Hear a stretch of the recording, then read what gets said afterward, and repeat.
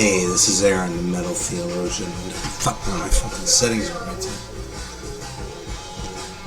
So I kind of rushed. I didn't want you all to miss the beginning of this record because it's so fucking good. This is first record by Apos Blues. This is actually a reissue from like 1980-ish or something like that. The original is like 71, actually. I was going to say 74, but 71, and this is from Argentina. It's fucking awesome. The original had a different cover, but this guy Papo, I actually heard this story. I don't know if this is true. I actually heard this from Phil, who was one of the guys from Monster Records. Yeah, he is. So it's like a friend of a friend story, but you know, it's an awesome story, so I kind of want to believe it, so I'm going to tell it anyway. So apparently this guy was like in the bar though, right, or something like that, and the American dude, like whoever it was, Phil's friend or whatever, says, hey, I really dig Apos Blues. You know, Papo, is he from like this town or something like that? And the guy gets all pissed and goes, Papo? He fucked my girlfriend. That motherfucker. He starts swearing about Papo and shit. So, yeah, I guess some of these things like cross, you know, cultural lines and shit like that. So, hey, before I forget too, a couple other little bits of house cleaning here. First of all, I just watched a video of Scott's where he showed a copy of Cherry Pie by Warrant. This is so weird. I gotta adjust this. Still not looking at the camera. Alright, that's probably better.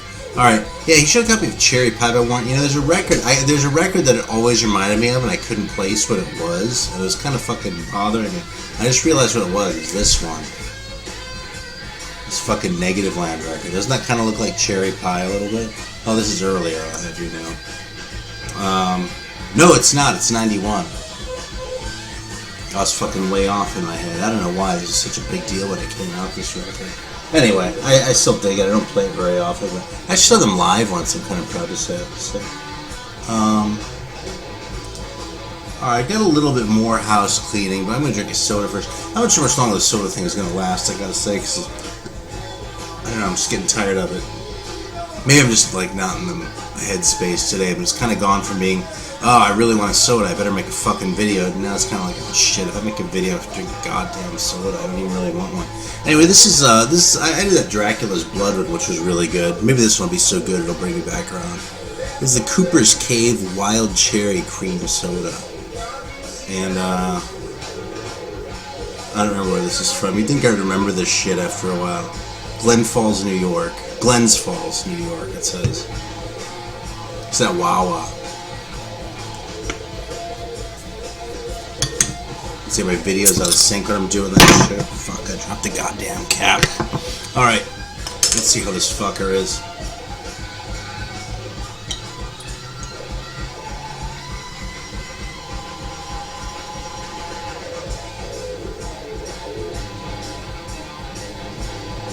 It's really good. It definitely tastes more like a cherry soda than like a cream soda. But it has almost none of that little bit of like medicine-iness that you kind of associate with like fruit flavored, not fruit, it's cherry flavored sodas in specific.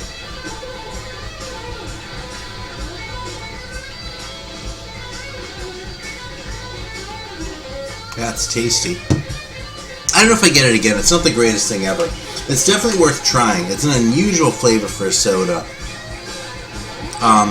Because it has like, it has like the wild cherry thing going. There's a little bit of like sort of pungent cherry about it, you know what I mean? I kind of dig that about it, but it's not like an everyday kind of soda, so. But I wasn't in the room for a fucking cream soda or root beer, and that's all I have in there otherwise. Oh, that's not true, there's another, never mind. Anyway, so I got a little bit of house cleaning to do. I think I'm going to show these properly, but I inadvertently pulled a Greeno the other day. I got, no shit, it was a total accident. I got a fucking pack in the mail. I was like, oh shit, right on. So fucking busted open. There's a note in there saying from Greeno saying, oh hey man, we need to send you these things. I was like, fuck dude, I should have opened it on camera. Especially because it's Greeno. That's why I'm like bothering sellers, because all the shit I've given him about he's like, oh, I'm just like a kid, man. I opened the fucking records and can't wait to do it on camera, to the point where I started pulling a Greeno. And I do it with a pack from Greeno. So I've fallen my sword here. But he sent me this, which is fucking so cool, because this is the only early stuff I got missing. It's actually the first one, and this is kind of one of my bands. I saw them a lot of times when I was living in San Francisco, and he also sent me this, and this is actually more like why I'm probably going to have to do this right. So what I'm actually going to do Y'all are probably laughing like because of this one. I know Greeno was when he sent it to me, but I've actually never heard this record, so I think I'm gonna hold this one back and do like a live needle drop on it one of these days, so y'all can get like my first like honest reaction to it. So I have a few new reissues here. Shit, I know I show a lot of reissues, but I don't feel like coughing up for originals, and this isn't really where you come to see Zeppelin records, the station, you know. My station, like it's fucking W Metal Theologian or something like that. Anyway, a couple new reissues I just got from Germany, and this is totally like a little shout out to Lee from the Noise Spectrum here, because he's why I know about this band. This is an awesome, definitely prog rock band, but like the Yugoslav bands tend to do. There's a lot of rock in their prog. It's fucking great, man. Fucking nobody band from Yugoslavia. Actually, probably not a nobody band from Yugoslavia. They had a long career. They might even still be around. This is the first two records, which I went ahead and got from a place in Germany. But I knew they were making records well into the 80s. You know, like well into the 80s. So who knows? The other one, anyway, I only even played one of those. I didn't even play the second one yet, but I really dug that first one, man. I played it a couple times already and kind of digesting that. Whereas this other band I kind of know a little bit better. This is Eilif, which is like a German prog band. Look how stupid this cover is. This cover really sucks. Fucking, I ain't even done this yet. See that? It's like fucking... See that shit? Like them like lying down to make the letters of their name. It's so fucking dumb. And the gatefold isn't that great either, but it's okay. But this is like, it's total prog rock, okay? Very jazzy. Although not as jazzy as I remembered it being. But heavy on like the saxophones and shit. So like if that's gonna turn you off, then just stay the fuck away from these records. But it was a little more rocky than I remember. I used to have this first one on CD back in the 90s. And, you know, when I got rid of all my CDs, so I was glad to see it again. I mean, originals of these are expensive. More expensive than they're worth, honestly. They're cool pieces. I got this one, too. This is their second record. And, you know, it's very comparable. This is probably a little bit more rock than the other one. But, what's up with that fucking title? Girl Earls? I don't know, man. I think sometimes the shit just doesn't translate. Like this title, Journey to the Ego. And ego is in quotation marks. I don't know, man. I don't quite get it. Anyway, really cool records, though, man. You know, not the greatest things ever. If you're like, what are the first 10 fucking German records I should buy? There aren't, like, really obvious ones, like Canterfaust. I'm gonna be like, you know... For me, you're gonna hear 2066 and then, 2066 and then, and Gomorrah. I turned to see whose voice it was, and the first Gila record, and the Gaia record, and shit like that. But you know, these are really cool when you already kind of have some of the more obvious ones, and obvious, right? Obvious, like everyone has that fucking Gila record. You know what I'm saying, though. It's worth a listen. It's an interesting band, and I've said this a lot of times before, but I continue to be fascinated by just the whole phenomenon of German prog and the way, like, sort of the darkness about it, you know what I mean? So,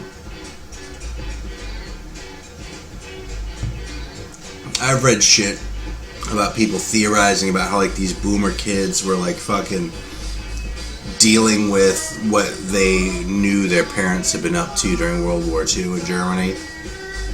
I'm generally disinclined to that, to engage in that kind of psychoanalysis, especially from this distance, both in time and geography. But, I don't know, maybe there's something to that. In any case, you know, it kind of adds the mystique a little bit. A band like Cornucopia, though, for my money, is just so much better than a band like National Health isn't even fair, because they just suck. But a band like Gilgamesh, who weren't even all that bad, were just kind of like, you know, mediocre, you know, prog. You take an average band from Germany like Cornucopia, and they're just fucking awesome by comparison. So, anyway, what else do I have here? Yeah, a couple of the jazz ones I'll show you. I'm actually going to start with these two, because this one came in the same pack. This is actually a Wolfgang Downer record. And this is really like halfway between jazz and rock, to the point where if it weren't all instrumental and just a little bit more on the jazz side, I wouldn't even be sure where to file this. So I'm going to file it in jazz with my other Wolfgang Downer records. Well, plus there's a Nat Adderley tune on here, so there you go. But the originals are, I don't know, man. It's an interesting guy. And you know something? This is going to be the story of this video, because I kind of don't know what to say about a lot of these records. I really like this one. It's worth a listen. For a jazz record, it's very rocky, but it manages to do that without sounding like a fusion record. What does that mean? I'm kind of out of adjectives. I really don't have to say. I mean, I could talk about the instrumentation and shit like that, but that doesn't really tell you anything. So I can tell you that Eberhard Weber, shit, there's a fucking hair in here, that he's credited on cello here as well as bass, but that really only obfuscates the issue further. So I'm just going to show it to you again. Rishka's Soul. It's a really cool record. I was going to say it's fucking fantastic, but I don't know if it really deserves that superlative. I've played it like 3 or 4 times. I'm really enjoying it. I'm going to continue to play it. It's not the second coming of the Black Saint and the Sinner Lady, and it's also not the second coming of Deep Purple and rock. It's just sort of its own thing, and it's very cool for what it is, but it's not like, you know, it's not like rediscovering Albert Ayler or something. Another one I wanted to bring up, because I mentioned this in a recent video, I think I mentioned this when I was talking about Bob James. I made a passing reference to his having an earlier record on ESP, which was great. So I actually busted this out to listen to it, and as I was looking at it, I was like, you know, I didn't really remember liking it all that much, and I really want to like this record because it's so cool that Bob James, before doing all that cretinous pap that he did later on, that he would have done a free jazz record as hard and as far out as this record is. It's not really that hard, but it's far out. But it's just not all that entertaining a record is the thing. It's kind of a classic in its own way. I really dig what he's doing, especially some of the shit with the electronics on this thing. I really want to love this record, but it just sounds a little bit too restrained, and it's weird because even though, like Free Fall by Jimmy Giuffre is a much softer record, it feels more liberated than this. This just feels more like, it feels more like a modern classical record almost, or something like that. And not in a good way. I mean, I love a lot of that shit, like Xenakis or whatever else. I mean, Messiaen, obviously.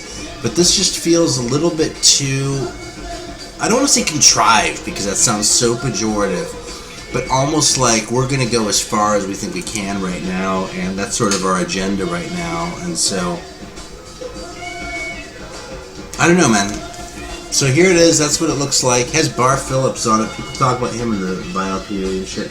I don't know, it's so fucking itchy, man. It happens every time I make a goddamn video. I'm fine, and then fucking, I'm allergic to something in this room. Anyway, so I got a couple others just to show. Now this one I loved.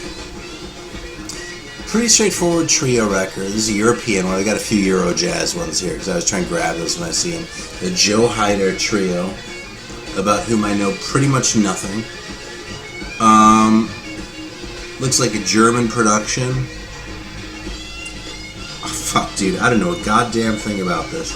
I bought it because of the label it was on, because they had some other like cool German jazz things. This is basically a trio record. A lot of Fender piano sound, which I just dig. It's kind of bop-ish as far as how it's played. It's not really avant-garde or anything, and neither of these other ones that I'm going to show.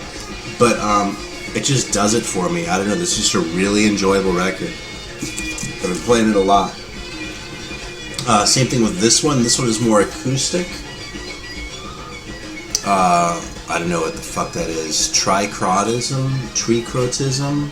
by Bjarne Rostvold, who's the drummer. Also has Niels Henning Ørsted Petersen on bass, just about every fucking Scandinavian record. And a trumpeter I've also never heard of. I have a soft spot anyway for trio records without a piano or a guitar. So bass, drums, and a horn. And this is, you know, again, it's kind of boppy. It's just a really cool record, though. It's just a fun record to listen to. It's fucking really great. This next one, this is a brand new reissue. This is an American one, although it came out in France originally. This is a Frank Wright record, which is really just one long tune by called Church Number 9. And the drummer's name is Muhammad Ali. I thought you ought to know that. It also has Noah Howard on it.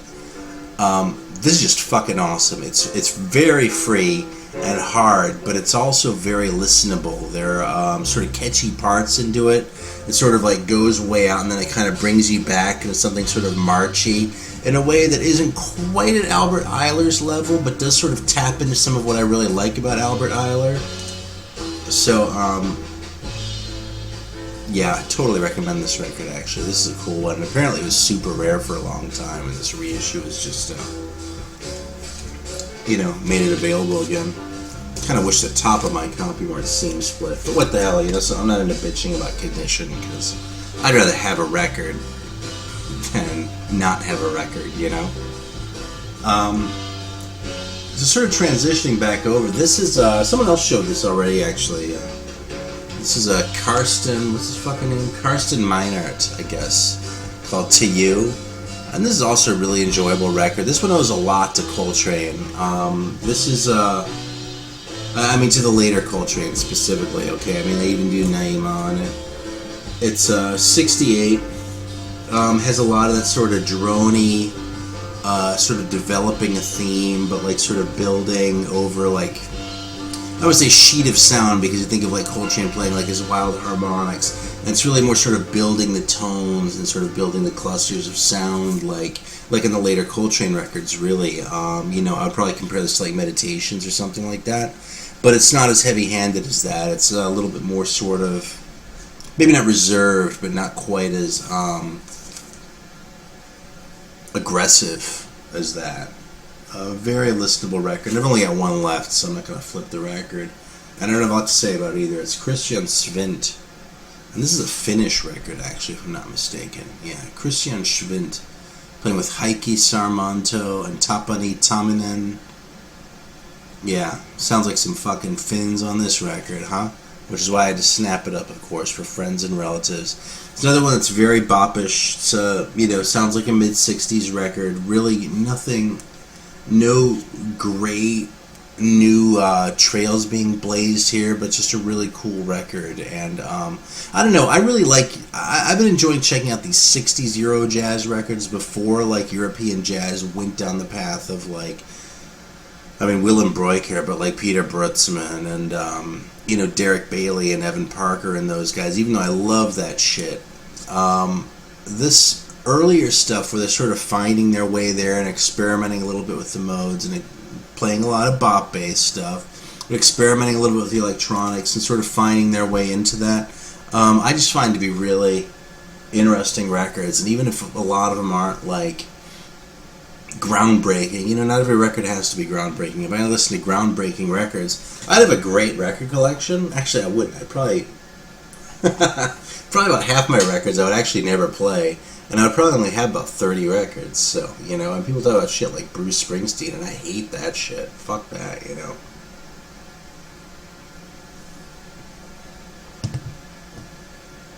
Fucking, I heard some Bruce Springsteen song not too long ago. It just sounded like Bad Billy Joel to me, man. I don't know. So, same with like Bob Dylan and shit like that. I understand why that shit was important, and I used to like it, but I feel like a lot of that shit you kind of outgrow after a while. Whereas heavy metal, you never fucking outgrow. You may think you've outgrown heavy metal, but you're not kidding anyone but your fucking self. And if you're really dumb, what you'll do is you'll sell your records to someone like me before you realize that you're being dumb, and you'll be doubly dumb. So don't ever turn your back on your metal, even if you're sitting here listening to a lot of jazz like what I've been doing for the last several months and fucking dicking around with all these fucking, like, Finns and shit like that. Yeah, metal's serious business. And I forget how I got there, but it doesn't even fucking matter because I'm done. Talk to you later. Thanks for watching. Right on. All's well here in Charleston at my house. Thanks.